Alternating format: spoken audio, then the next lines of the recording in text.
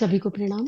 ओम भूर्भुवः स्वः तत्सवितुर्वरेण्यं भर्गो देवस्य धीमहि धियो यो न प्रचोदयात्। आप सभी को बहुत बहुत सारा प्रणाम, बहुत बहुत आभार और सभी के लिए ढेर सारी मंगल प्रार्थना कि आप सबकी उपासना से जन्मी सारी प्रार्थनाएं, उपासना से जन्मी सारी जिज्ञासाएं ब्रह्मांड में जाएं और आपको यथोचित उत्तर मिले।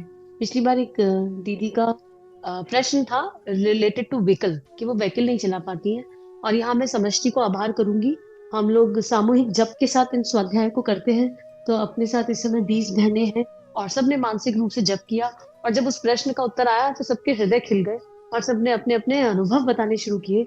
और उस अनुभव से जो निचोड़ निकला, जो सार निकला, जो गुरुदेव ने और बातें समझाई, वो भी यहाँ सबके सामने रखना चाहूंगी। और दीदी, आपकी चेतना को नमन, जिन्होंने ये प्रश्न पूछा। आपके प्रश्न पूछने से ही समझा कि ये तो समष्टि का है। मोस्टली फीमेल्स इस समस्या से जूझ रही हैं, वन और द अदर वे। ठीक है, तो एक तो ये जिस निकला कि देखिए, जो लोग आपको ये कह रहे हैं कि आप स्कूटी नहीं चला पा रही हो, आप व्हीकल नहीं चला पा रही हो, कहीं ना कहीं वो सब आपसे प्रेम करते हैं, वो आपका मंगल चाहते हैं, आपका भला चाहते हैं, आपका हित चाहते हैं। और कहीं ना कहीं उनको पता है कि व्हीकल चलाना, जब हम व्हीकल चलाते हैं तो उससे कितनी कंफर्ट लाइफ हो जाती है, और वो चाहते हैं कि जो कंफर्ट उन्होंने जिया वो आप भी जी सको। जैसे अगर मान लो कोई मुझसे बहुत प्रेम करता है, बहुत अनन्य प्रेम है उसका, ठीक है, उसके प्रेम में अधिकार भी है, मान लिया कि अधिकार है। उसके प्रेम में आशा भी है, मान लिया आशा है, कोई प्रॉब्लम नहीं, पर प्रेम तो है ना, जड़ तो प्रेम है। उसने किसी बड़े अच्छे रेस्टोरेंट का खाना खाया और उसको खाना बहुत स्वाद लगा, तो उसके चित्त पर अगर मुझसे प्रेम है ना, तो सबसे पहले मेरा नाम आएगा और फोन करके कहेंगे, अरे यार, एक बार जब मौका लगे ना तो इस रेस्टोरेंट का खाना जरूर खाना, बहुत ही टेस्टी है, तुझे तो मजा आ जाएगा, तेरी तो ये वाली फेवरेट चीज यहाँ पर और बहुत स्वादिष्ट है। ये क्या हुआ? ये प्रेम फ्रलिश हुआ। तो जिन लोगों ने व्हीकल चलाया वो आपसे बहुत ही प्रेम करते हैं और वो चाहते हैं कि आप इसका आनंद उठाओ, इसका सुख उठाओ। अभी क्या होता है, जब वो लोग आपसे ये बात बोलते हैं तो आप वो प्रेम नहीं देख पाते हो उनके भीतर का, कि ये मुझसे क्यों कह रहे हैं। वो लोग किसी चलते फिरते सड़क चलते को तो नहीं कह रहे हैं, आप ही से कह रहे हैं। तो जब आप ये देख लोगे कि इनके मूल में, इन लोगों के कहने के मूल में प्रेम ही है, और आप उन्हें ग्रेटिट्यूड डालोगे और आप भगवान से कहोगे, भगवान मुझसे नहीं हो पा रहा, लेकिन ये सब मुझसे अनन्य प्रेम करते हैं और इनकी इच्छा है कि मैं चलाऊं, और जिसमें मेरा हित ही छुपा हुआ है। कल को मुझे कोई गुरु कार्य करना होगा तो स्कूटी आती होगी तो कितना सरल हो जाएगा। तो हे परमात्मा, आप इन्हीं की इच्छा पूर्ण कर दो। क्या पता इनकी इच्छा बलवती होके मेरी देह का संकल्प, मेरी आत्मा का संकल्प बन जाए। आप जब इस तरह से सोचोगे तो शायद आप स्कूटी चला पाओ, क्योंकि कहीं ना कहीं मूल में तो आपकी भी भय है ना, और हमें भयग्रस्त जीवन नहीं जीना। प्रेम और भय एक साथ नहीं रह सकते। अगर आप गुरुदेव पर, परम सत्ता पर, ईश्वर पर भरोसा करते हैं तो हमें किसी भय के साथ जीवन नहीं जीना। दूसरा, एक चीज उस सत्संग से निकल कर आई, हम किससे सीख रहे हैं, ये भी बहुत महत्वपूर्ण है। तो बहुत सोच समझ के अपना मेंटर चूज कीजिए। ऐसा मेंटर जो आपके आत्मविश्वास को बढ़ा सके। ऐसा मेंटर जब वो आपको इंस्ट्रक्शन दे तो आप घबराए ना। ऐसा मेंटर जो आपसे ना हो पाए तो कोई बात नहीं कहे, और कहे फिर से प्रयास करें, बार बार अभ्यास करेंगे, तुम घबराओ मत, मैं तुम्हारे साथ हूँ। अगर हमने मेंटर सही ढूंढ लिया, और गुरुदेव से प्रार्थना करेंगे कि आपको एक अच्छा मेंटर मिले। अगर हम मेंटर सही ढूंढ लेते हैं जो हमें लो नहीं कर रहा है, जो हमें हीन भावना का अनुभव नहीं करा रहा है, तो भी ये सरल हो जाएगा। तीसरा, आप ये सोचो कि आपको गुरु कार्य करने के लिए व्हीकल चलाना सीखने का अभ्यास प्रयास करना है। चलाना आ गया तो बढ़िया, नहीं आया तो बढ़िया, क्योंकि परिणाम के बारे में तो हम सोच ही नहीं रहे, रिजल्ट की तो कोई टेंशन ही नहीं है। लेकिन हम प्रयास ही ना करें, हम कोशिश ही ना करें, ये बात उचित नहीं है। तो आपसे यही अनुरोध होगा दीदी कि आप अपनी हीन भावना को बाहर निकालो। श्री प्रिया काउंसलिंग पर एक बुक है, आत्मविश्वास कैसे बढ़ाएं, उसके ऑडियोज पर चिंतन मनन करो अच्छे से। और जब आपके भीतर का वो आत्मविश्वास जाग जाएगा, आत्मविश्वास मतलब आत्मा का प्रकाश, वो जाग जाएगा, तो इस दुनिया में कोई भी काम कठिन नहीं है। एक एग्जाम्पल निकल कर आया सत्संग में, एक दीदी ने कहा कि उनसे भी नहीं चलती, तो उनसे गुरुदेव ने कहा कि भाई तुमने खाना बनाया, खाना बनाते हुए जल गई, तो क्या दोबारा कभी खाना नहीं बनाया? तो ऐसे ही है दीदी, अगर मान लो कभी स्कूटी चलाने का प्रयास किया और उसमें गिर गई, तो क्या गिर के उठ नहीं सकते हो? कभी साइकिल चलाई होगी, कभी और कोई काम किया होगा, चाय बनाई होगी, उसमें भी तो इधर उधर कुछ हुआ होगा, लेकिन उससे इतना डर गए कि वो काम दोबारा कभी नहीं किया। तो हमको अपनी फेलियर से डरना नहीं है, हमको उनका कारण जानना है कि हम क्यों फेल हुए, उन कारणों को ठीक करना है अपनी आत्मा के प्रकाश से, और उसके बाद उस कार्य को दोबारा करने का अभ्यास और प्रयास करना है। बस इतना ही है। और उन लोगों को ग्रेटिट्यूड डालना शुरू करिए, उन लोगों के प्रेम की दिव्यता को गहराई से अनुभव करना शुरू कीजिए, जो आपको स्कूटी चलाने के लिए समझा रहे हैं, बार बार कह रहे हैं, क्योंकि वो अल्टीमेटली आपसे प्रेम ही करते हैं। ये भाव दीदी, और समूह की उस शक्ति को बहुत बहुत नमन, जिनके साथ सत्संग करते हुए ये मक्खन निकल कर आया, और ऐसा लगा कि मक्खन निकला है तो अकेले क्यों खाना, इसको सबसे बांट देते हैं। सबने अपने अपने भाव रखे, उत्तर आते चले गए, तो वो सारे उत्तर कलेक्टिव रूप से यहाँ पर सबके लिए रख दिए। एक भैया ने प्रश्न पूछा है कि क्या घर पर यज्ञोपवीत संस्कार कर सकते हैं? बिल्कुल कर सकते हैं, क्यों नहीं कर सकते। करवाने वाला और करने वाला दोनों की मन स्थिति श्रेष्ठ होनी चाहिए, प्रबल होनी चाहिए, सात्विक चिंतन होना चाहिए, घर में पॉजिटिव एनर्जी होनी चाहिए। घर में अगर नॉनवेज बनता है, कुछ बनता है, तो अवॉइड कीजिए। और हर जगह की अपनी एक शक्ति होती है, तो ऐसा नहीं है कि जगह का महत्व नहीं है। जैसे किचन में जाएंगे तो खाने का मन करेगा, बाथरूम में खाना तो नहीं खा सकते, डाइनिंग टेबल पे बैठ के खाते हैं। हर हर जगह की अपनी एक ऊर्जा है, अपना एक प्रभाव है। बेडरूम में नई भी नींद आ रही हो, बेड पर जाकर लेट जाओ, थोड़ी देर में सो जाओगे, क्योंकि वहां की एक ऊर्जा है। तो ऐसे ही मंदिर की, शक्ति पीठों की, यज्ञशालाओं की अपनी एक ऊर्जा होती है। तो अगर हम कोई दिव्य कार्य कर रहे हैं और उन ऊर्जाओं में बैठकर करें, तो उसका प्रभाव और ज्यादा पड़ता है। जैसे शांति कुंज में कराएंगे मान लीजिए फॉर एग्जाम्पल, तो शांति कुंज में 24 घंटे क्या है, अखंड गायत्री मंत्र का अखंड जप हो रहा है, दिव्य गायत्री मंत्र का नॉन स्टॉप जप, अखंड दीप जल रहा है, जाने कितने साधक आके जप कर रहे हैं। और शांति कुंज क्या है, गुरुदेव माता जी का गर्भ स्थान, तो वहां की ऊर्जा बहुत हाई है, तो वहां कराएंगे तो उसका प्रभाव और ज्यादा होगा। लेकिन इसका यह मतलब नहीं है कि हम यहाँ आके करा नहीं सकते या हम शक्तिपीठ जा नहीं सकते तो हम करेंगे ही नहीं। अगर परिस्थिति नहीं है तो घर पे करा लीजिए, लेकिन अपनी मन स्थिति ऐसी बनाइए कि ये देह मंदिर है, और इस मंदिर के हृदय में शांति कुंज, हृदय में शांति कुंज बसता है, और शांति कुंज तो गुरुदेव का गर्भ है। और जब मैं यज्ञोपवीत संस्कार करा रहा हूँ या करा रही हूँ, तब मेरे परम पूज्य इस देह में आकर स्थापित हो गए हैं। सामने से कोई भी चेतना कराए, पर मेरे गुरु का आशीर्वाद, सप्तऋषियों का आशीर्वाद, ब्रह्म ऋषियों का आशीर्वाद मुझ पर बरस रहा है। तो यहाँ पर अपनी परिस्थिति अनुसार निर्णय लीजिए, पर क्योंकि ऐसे नहीं कर सकते या वैसे नहीं कर सकते के चक्कर में अगर मन में भाव आ गया तो उसे टालिए मत, ये काम टालने योग्य नहीं है। क्योंकि ऐसी प्रेरणाएं भगवान की कृपा से जन्मती है, आध्यात्मिक मन से जन्मती है। इन प्रेरणाओं को जितनी जल्दी दिशा दी जाए, जितनी जल्दी इंप्लीमेंट किया जाए, उतना अच्छा रहता है। एक भैया लिख रहे हैं कि दीदी, जो लोग परम पूज्य गुरुदेव पंडित श्री राम शर्मा आचार्य को अपना गुरु मानते हैं, क्या वो दूसरे महात्माओं के ग्रंथों का स्वाध्याय भी कर सकते हैं, और क्या दूसरे गुरुओं का सत्संग भी सुन सकते हैं? अरे ये तो बड़ा प्यारा प्रश्न पूछा आपने। परम पूज्य गुरुदेव से कितना प्रेम है आपका, वो प्रेम इसमें बिल्कुल एकदम क्लियरली दिखाई दे रहा है। परम पूज्य गुरुदेव का स्वाध्याय कीजिए, उसमें कभी माँ आनंदमयी आती है, कभी ठाकुर आते हैं, कभी गांधी जी के एग्जाम्पल आते हैं, और प्रणब कभी विवेकानंद जी के एग्जाम्पल आते हैं। तो गुरुदेव ने तो स्वयं सबकी बातें करी है। गुरुदेव ने तो महापुरुषों के दिव्य प्रसंग पर वाग में लिख दिया है। हम उस गुरु की संतान है जो कहते हैं जहां से बरसा है वहां से ग्रहण कर लो। भाई माँ बाप तो एक रहेंगे, लेकिन चाचा ताऊ से प्रेम नहीं किया जा सकता क्या? मान लीजिए परम पूज्य गुरुदेव माता पिता है, तो क्या श्री श्री रविशंकर मामा जी या चाचा जी नहीं हो सकते? या ब्रह्म कुमारी बुआ और मौसी नहीं हो सकते? बुआ मौसी से भी तो प्रेम होता ही है, चाचा ताऊ से भी तो प्रेम होता है। तो ज्ञान और प्रेम ऐसी चीज है, जहां से आ रहा है वहां से ले लो, और यकीन करो क्या आपके गुरु की इच्छा के बिना आप तक कुछ आ ही नहीं पाएगा, सवाल ही नहीं आ जाए।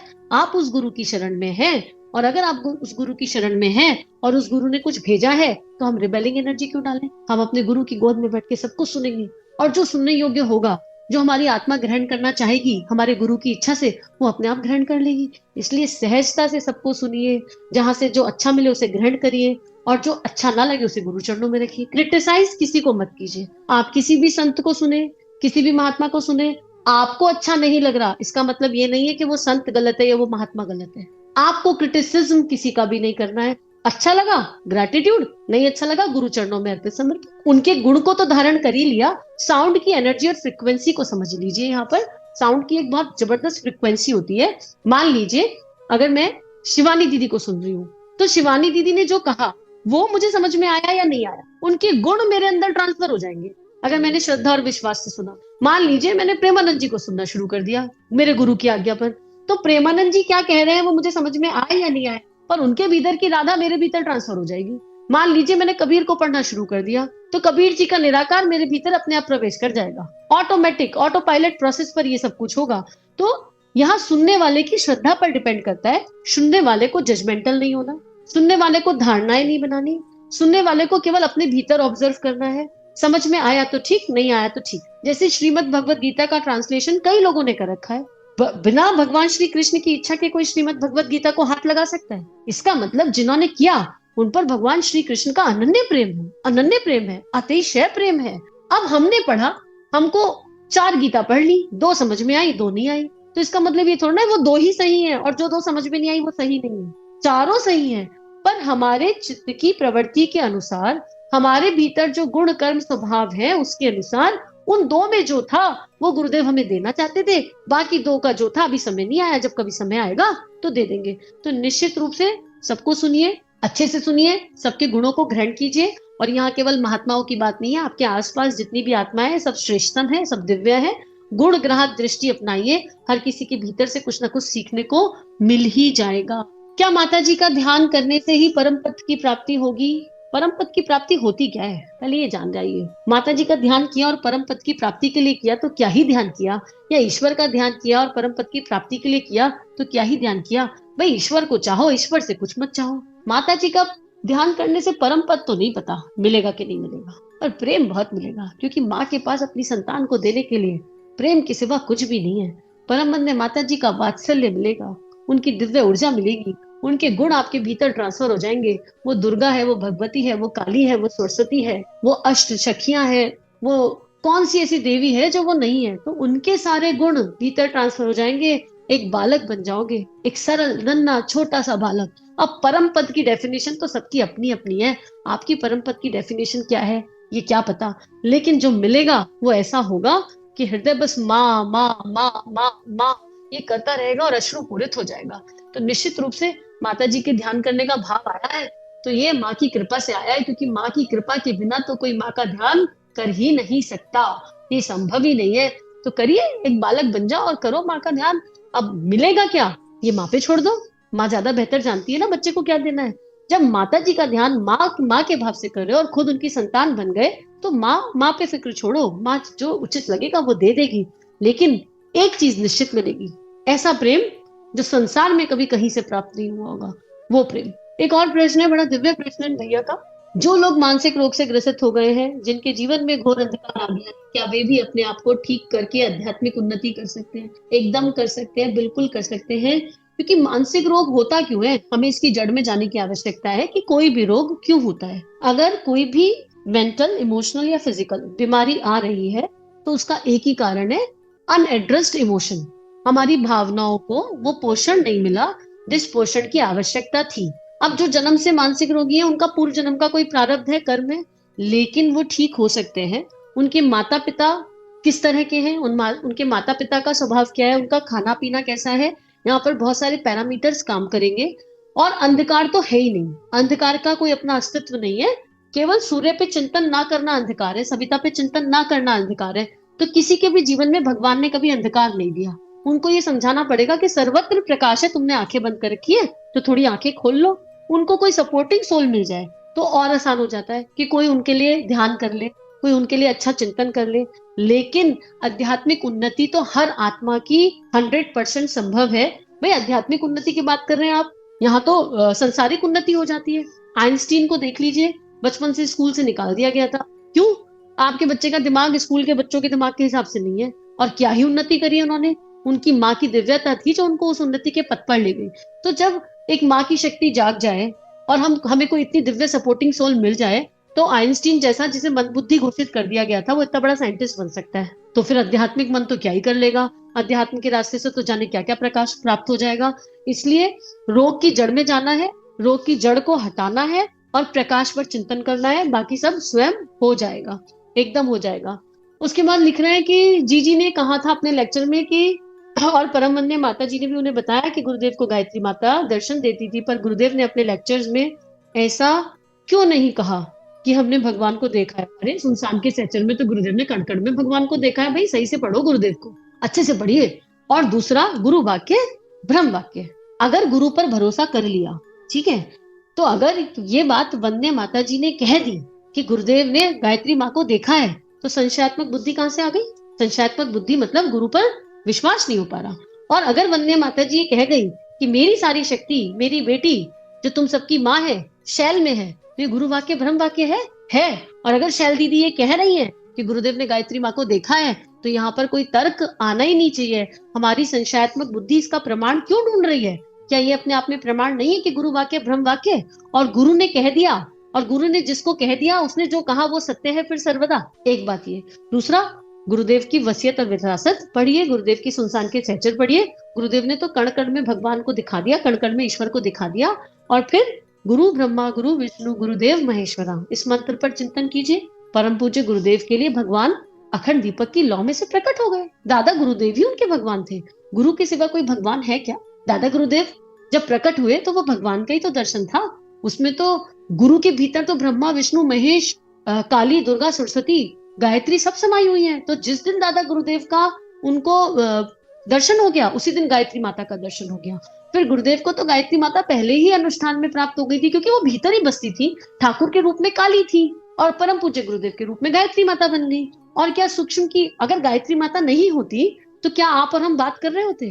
क्या इतना बड़ा परिवार खड़ा हो जाता? किसी मनुष्य के बस की है ये बात? वो आदि शक्ति जगत जननी, वो जब हाथ सिर पे रख दे, वो जब किसी देह के भीतर उतर जाए, तभी ये संभव है। इतना बड़ा परिवार संभव है। तभी हर किसी की साधना की जो दिशा है वो निर्धारित की जा सकती है सूक्ष्म से। गुरुदेव की हिमालय यात्राओं को पढ़िए, उसको एक भक्त के जैसे पढ़िए। अपनी बुद्धि को उस समय एक तरफ रख दीजिए, सारे तर्कों को एक तरफ रख दीजिए और ये मान लीजिए कि जो गुरु कह रहा है वो अक्षरक्ष सत्य है, प्रमाण नहीं मिलेगा। ये ऐसी यात्रा है जहां पहले मान लो A is equal to B, फिर follow step 1, step 2, step 3, step 4, step 5, hence proved A is equal to B। तो आपके लिए बहुत सारी शक्ति की प्रार्थना, बहुत सारी भक्ति की प्रार्थना, जो आपके लिए उचित है वो आपको अवश्य प्राप्त होगा, क्योंकि परम पूज्य गुरुदेव वंदे माता जी हर पल हर क्षण आपको देख रहे हैं। इसी के साथ इस स्वाध्याय को, इस प्रश्नोत्तरी को गुरु चरणों में अर्पित समर्पित करते हैं। इदम श्री सद्गुरुवे नमः, इदम श्री सद्गुरुवे नमः, इदम श्री सद्गुरुवे नमः। आज के लिए इतना ही। अपने विचार कमेंट बॉक्स में जरूर लिखें। आप सभी का धन्यवाद। ओम शांति। हमारे YouTube चैनल को सब्सक्राइब करें और बेल आइकन को दबाकर ऑल पर क्लिक करें ताकि आने वाले सभी वीडियोस की नोटिफिकेशन आपको मिलती रहे।